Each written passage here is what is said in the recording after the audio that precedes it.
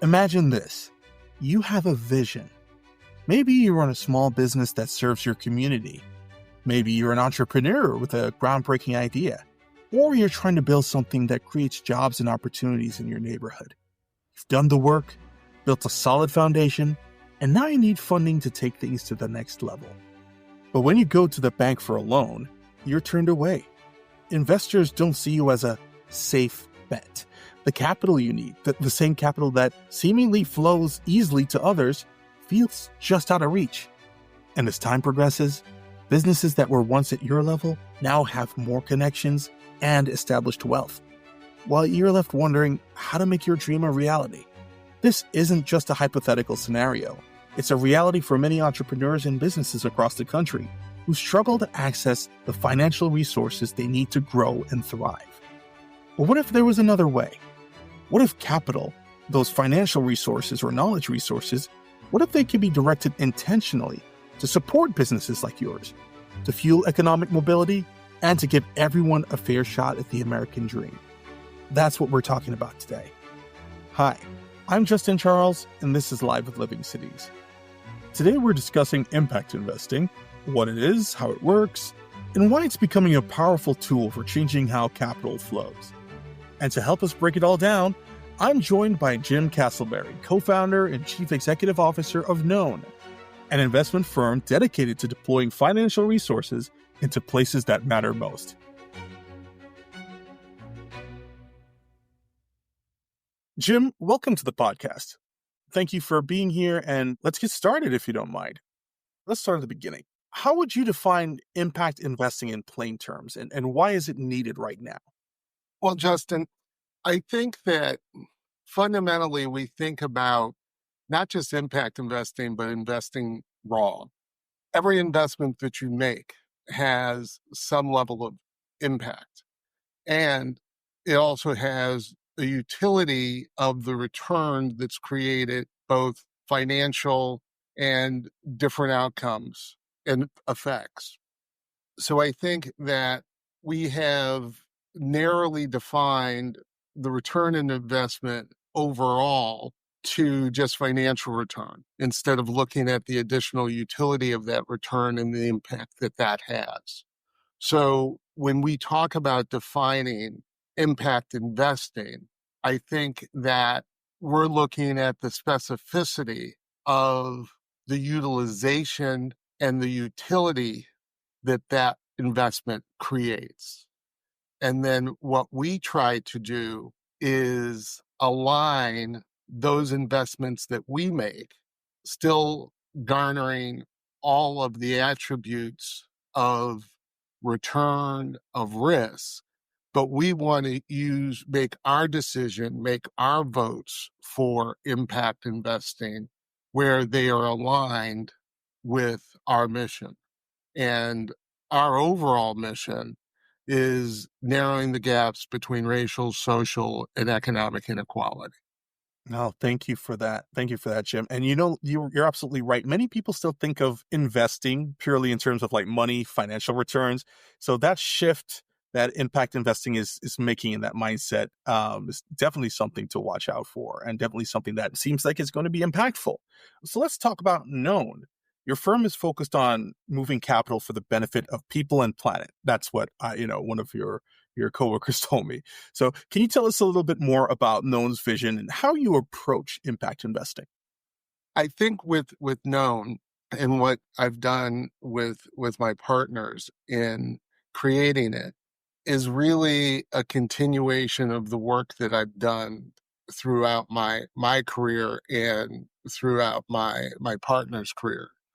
But Known was founded on a principal goal of serving the needs of our clients, as well as generating long-term positive impact for people and the planet. Our leadership is Black, Indigenous, Latinx, AAPI, but Asian. And it's one example of how we live our values and visions. We are what we do. Just simply, we are what we do. And our hope is that in working together with our clients and with our investors, we can move into a place where all communities from proven financial tactics, untethered by the limitations and the obstacles that have historically and unfairly limited growth and well-being, with the overall goal of true ownership to these communities that have been denied access to the formal economy.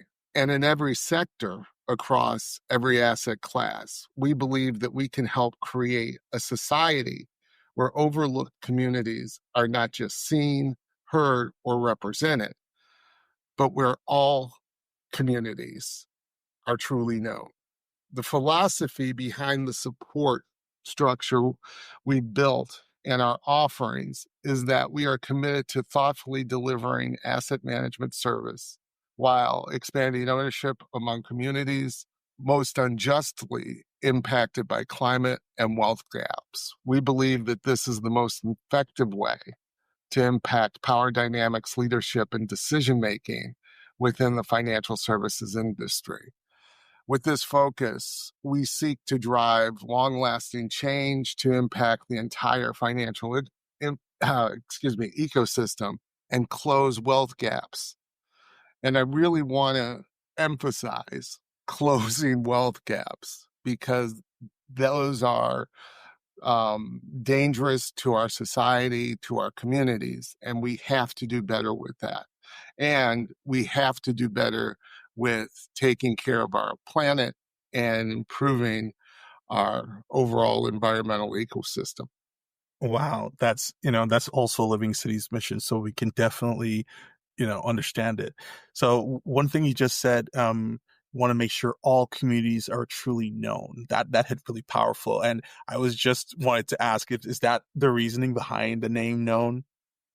Yes, very intentional. And the other part of it is, after the K in the end is own. So we believe not only in being known, but also in the ownership component and the own part. Gotcha. So what about this? What types of businesses or projects are best positioned to benefit from impact investing and the work you guys do? Justin, it's really across the board. We're looking at education, because people have to have a pathway. You have to have a pathway, be it a technical, be it a vocational, be it an academic, um, be it just experiential. Education is key. Being able to learn, being able to be trained, being able to be to adapt. All things that affect that have a tremendous impact, particularly on those communities where it has generally been impeded for whatever reason, be it socioeconomic, be it race, be it language, be it orientation, whatever that is. We want to make sure that across the industries, both education, agricultural, healthcare, financial inclusion, from access to capital, banking, microloans, affordable housing, all of these are positioned to be able to be a beneficiary of what we espouse in impact investing. Oh, wow. Thank you for that. Thank you for that, Jim. So, impact investing isn't just about numbers, as we just discussed. It's about real people, real homeowners, real businesses that are transformed, when capital reaches them. Can you share a story about a particular business or homeownership situation? I'm thinking specifically, I heard recently about the Black Star project that you guys were doing. And, I may be talking about it in very layman's terms, but it seems like you invested in Black Star, an organization which basically purchased homes from predatory lenders so that I would say, victims or the people who ended up being at their mercy would have some relief in terms of being able to outright have equity in their homes and be able to have an actual mortgage. Did I get that right? Or please correct me and please give us the whole story. I think Black Star is a outstanding example of an observed problem that has existed in African American, in migrant, in um, underserved communities for decades, where predatory practice of creating up a program where a not even a homeowner yet, but a renter is supposedly um, renting, and with the hope of one day gaining ownership of that. And what happened over time was, if there was one misstep, then all of the potential equity that had been accumulated was gone.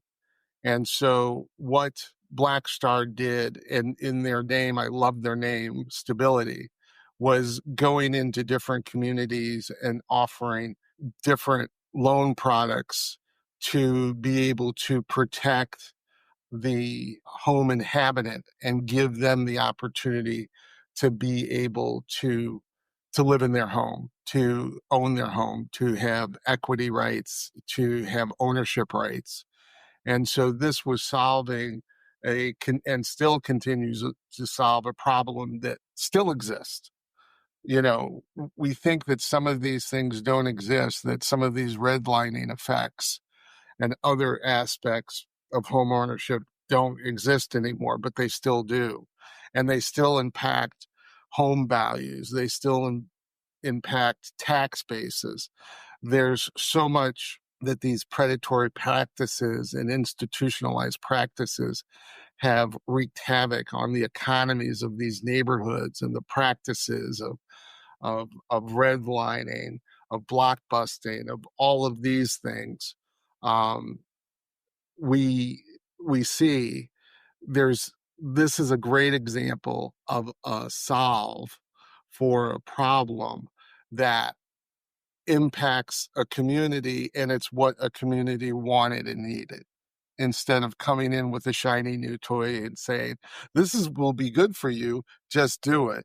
This was one that was derived from real life observations and experiences and then executed. And it's really good to see how, as you said, people just sort of like come in and actually pay attention to the issues at hand, as opposed to just prefabricating a solution that they think will work and just bring it in wholesale, and it's not necessarily what the community needs or wants, for that matter. So that's excellent. Thank you for that example. So moving on, we know the broader financial landscape is shifting, like with some of the executive orders and the administration, and we're not going to talk more about that at all. But what are some of the biggest challenges you think impact investors face right now? It continues to be the negative pushback to investors that do want to be mission aligned, socially responsibly aligned, or recognize the gaps within our society that exist. There's a tremendous push, and part of the idiom of investment was always maximize shareholder return. And that was, as I mentioned earlier, very limited in by terms of that definition to financial. And so when you have investors, when you have asset holders, and they do differently, there's a tremendous pushback to that. Then there's also the agency issue with the individuals that are in that position, that if they push agendas different from the norm that has been propagated and pushed to maximize financial return, there isn't necessarily an established ability for that person, that employee, to be able to get the recognition for the work for being innovative.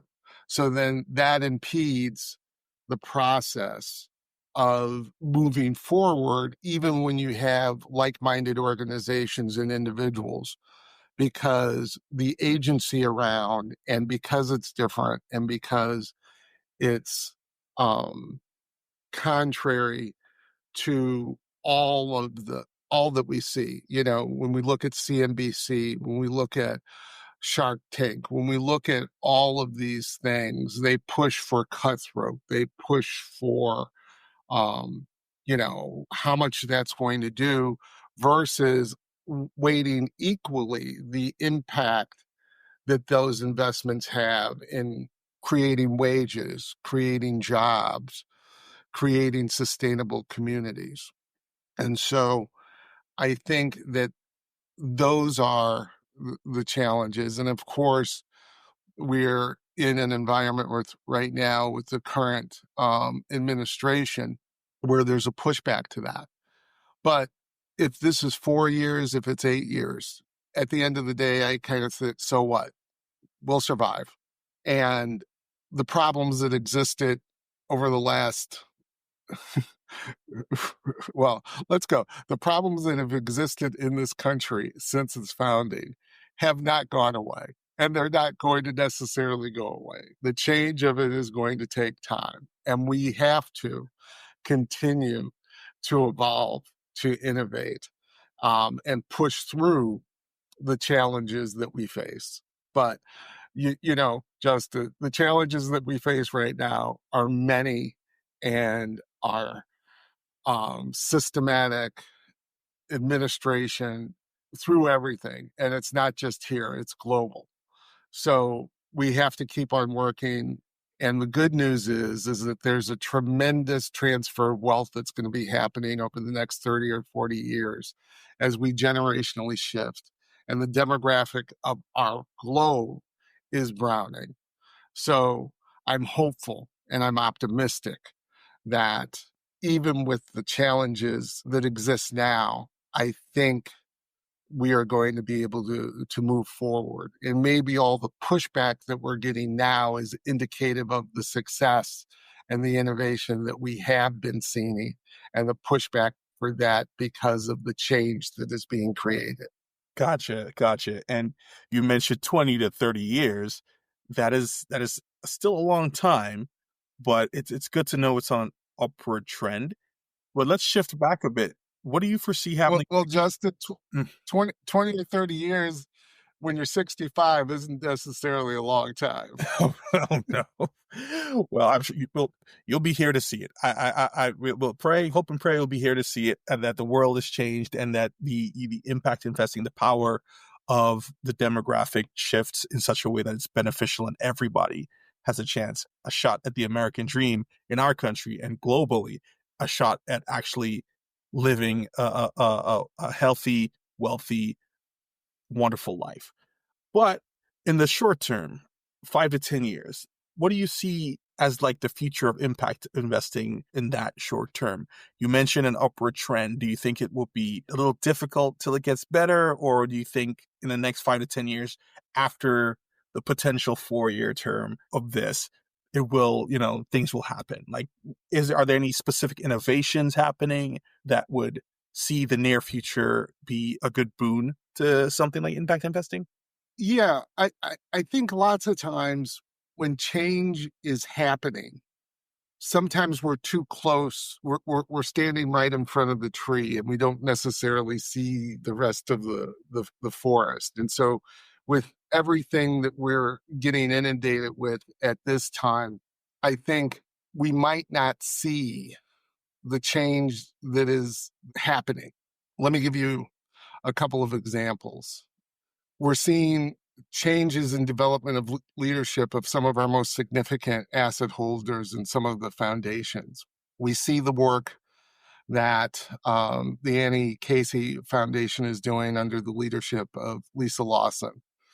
We see the leadership that's being by John Palfrey at MacArthur Foundation and the announcement of an African American vice president and chief investment officer that's been focused on mission aligned investments across several foundations: Ford, Kellogg, the leadership, McKnight, Surdna, all the members of Living Cities, of what they're doing to ensure mission alignment, focus, and impact.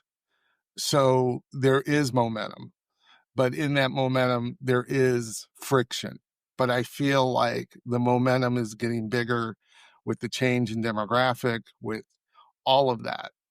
And one of the simple analogies I like to use is we used to live in a world where we got in the car without seatbelts and we thought that was okay.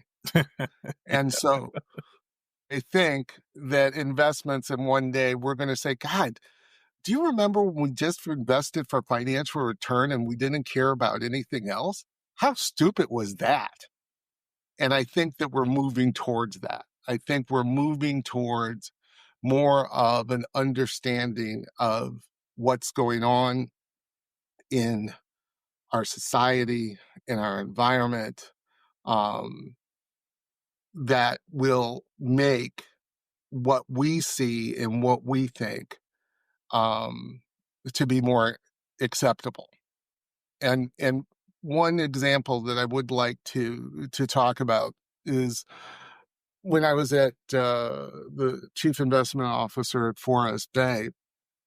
This was a innovative platform where a couple had a IPO event, and they had decided and committed to make the entirety of the investments and the money and their wealth to be aligned with their mission. And in doing that, it allowed me the opportunity to do innovative things. And one of the things that we did is we made an investment in a group of young African American men in North Carolina called Partners in Equity.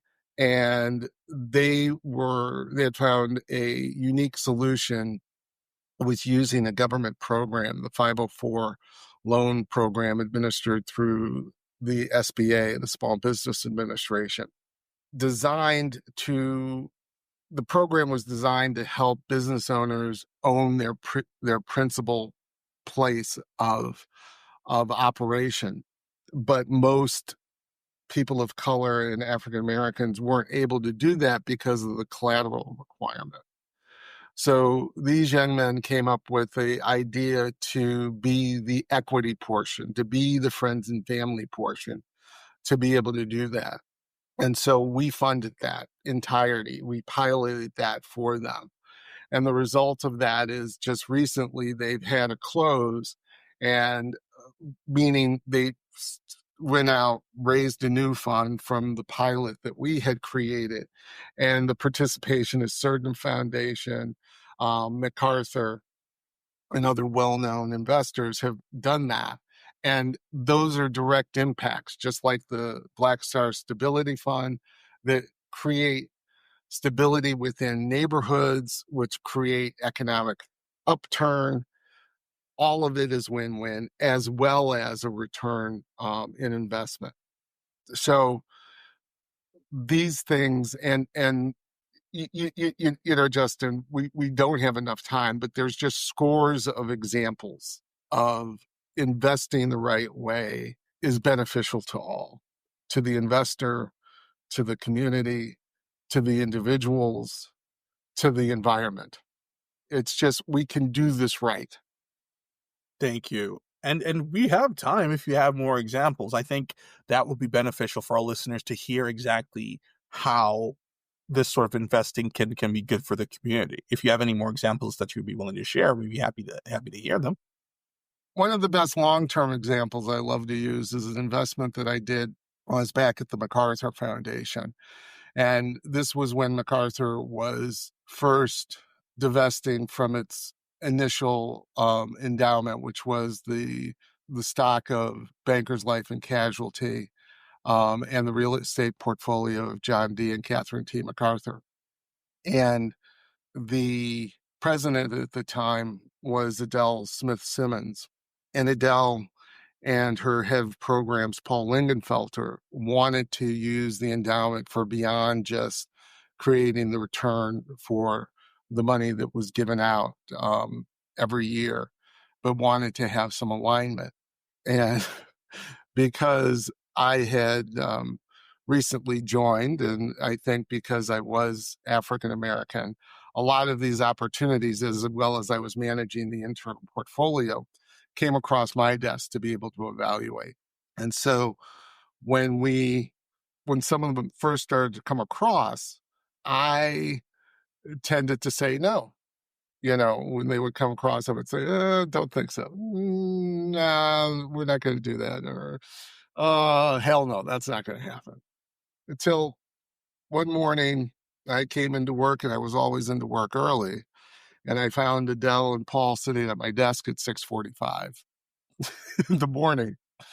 And I Wow. was like, this could be not good. And so when we sat down, they asked me, Jim, we understand you're saying no to a lot of these opportunities. What can we do to get you to say yes? And so the thing I thought about was, you need to change my guidelines. And so with that, and with some of the changes in guidelines, I was able to look at some of the opportunities differently. I was able to spend more money on transaction costs. I was able to spend more money on due diligence.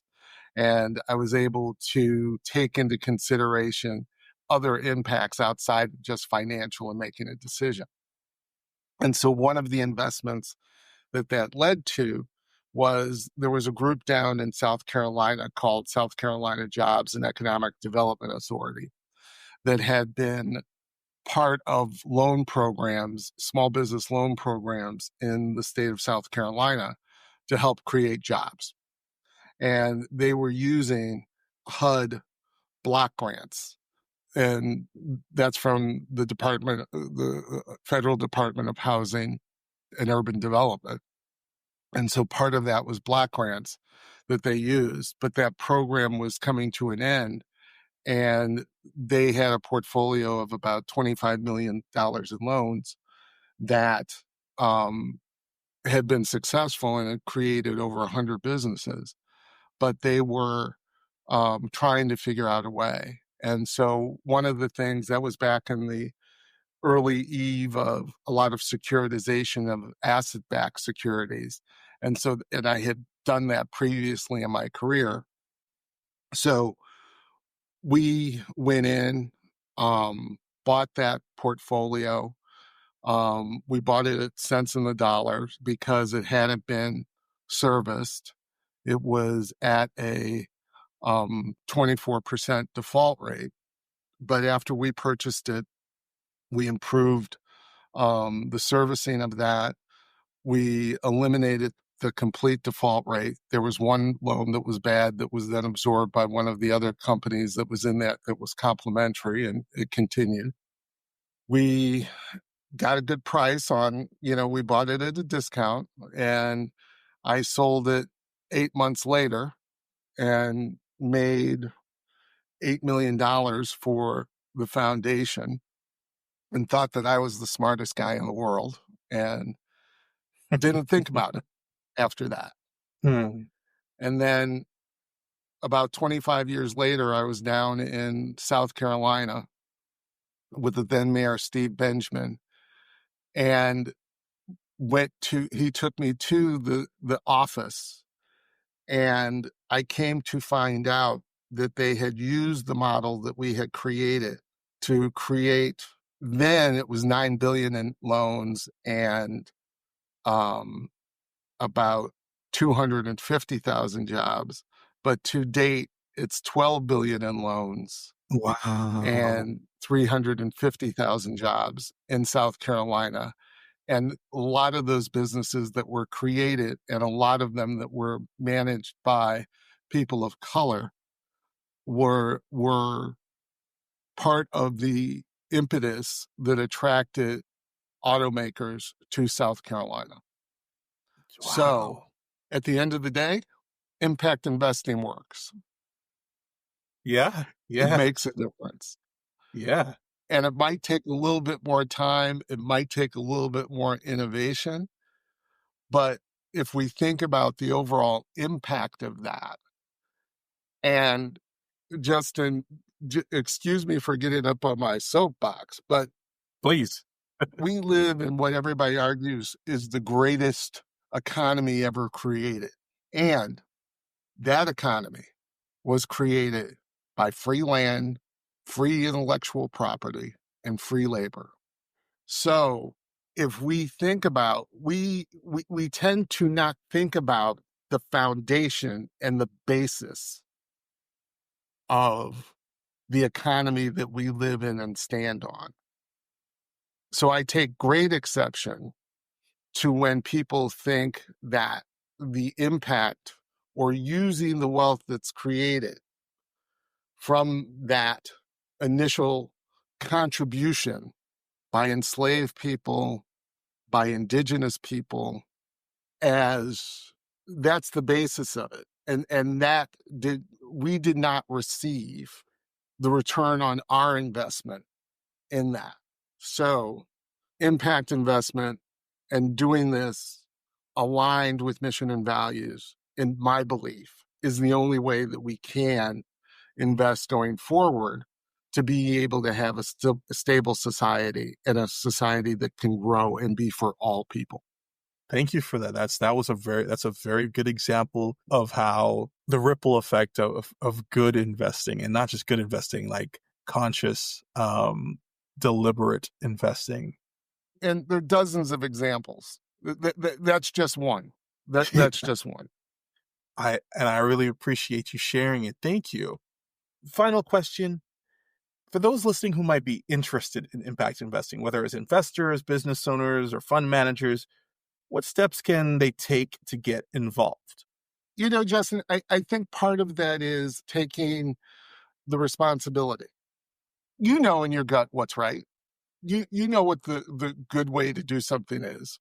And if your advisors, if the people that you work with don't necessarily see it in the same way, maybe you need to look at, changing your advisor, changing your workplace, changing to be aligned with those that are going to challenge you and help you move forward, help you achieve the goals, help your organization, your community, your business, your colleagues to do that. And so the specificity of the steps to take to get involved is there's a lot of organizations that are out there now.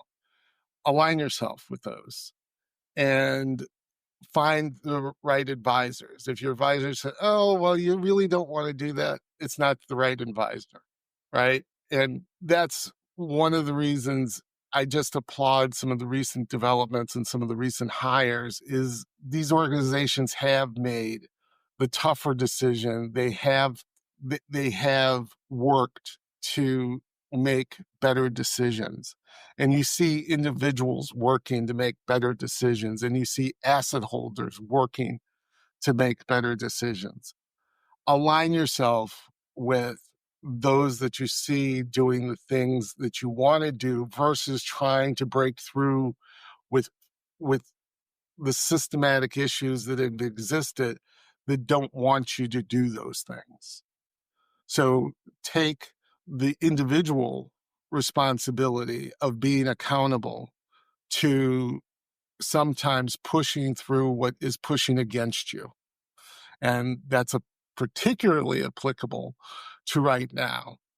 To, if we think about the change that has started throughout, in civil rights and everything else, if we think about if it wasn't Rosa Parks who didn't who made the stand, we have to be our own Rosa Parks and make our stands. We have to take our own agency and make those stands.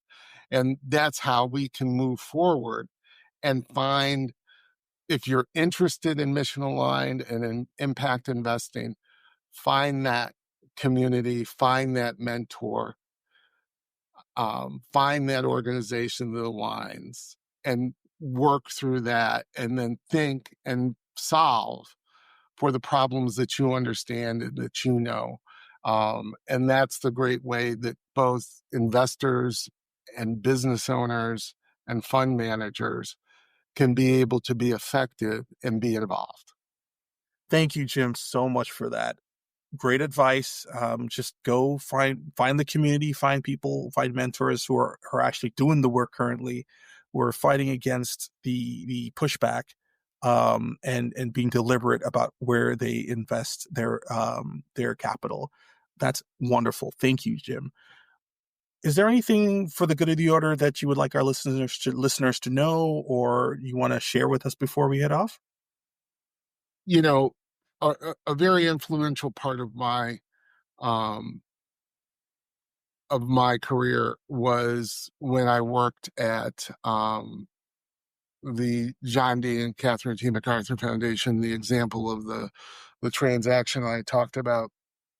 And, you know, watching it, and the organization hasn't been perfect. And one of the things that I had always pushed back on, still with my close relationships, was the need to really be able to use the endowment more and be an example of some of the work that we did in the early days that was driven by Adele Smith-Simmons and Paul Lingenfelter. But under the current administration with John Palfrey, um, Ken Jones, Josh Mintz, I am just very proud of them in the selection that they made for the new Vice President and Chief Investment Officer, um, Bole Olasana. I hope I didn't butcher his name. But a seasoned professional with experience, a native Nigerian, but has been here and has just made an impact in all of the places that he has been. And in doing, he doesn't have to adapt to mission-aligned investing. He has been doing mission-aligned investing. And to me, this is one of the greatest indications of change when you have one of the most substantial and famous foundations on the planet entrust one of African descent that is highly qualified, that is more than able to execute this role and do it in a way that's aligned with the mission of MacArthur and of, to be a catalyst of change. It's just outstanding. It's just outstanding. And it's leadership matters, leadership counts. So, unabashed bravo to my friends at MacArthur. Well done. Jim, thank you. This has been a fascinating conversation. Thank you so much for joining us and for shedding light on how impact investing and mission-based investing is changing the way capital flows and ultimately changing the world. We really appreciate your time and your expertise. Thank you, Justin. My pleasure. And to our listeners, thank you for tuning in to Live at Living Cities. If you want to learn more about Known or impact investing, visit scalewithknown.com.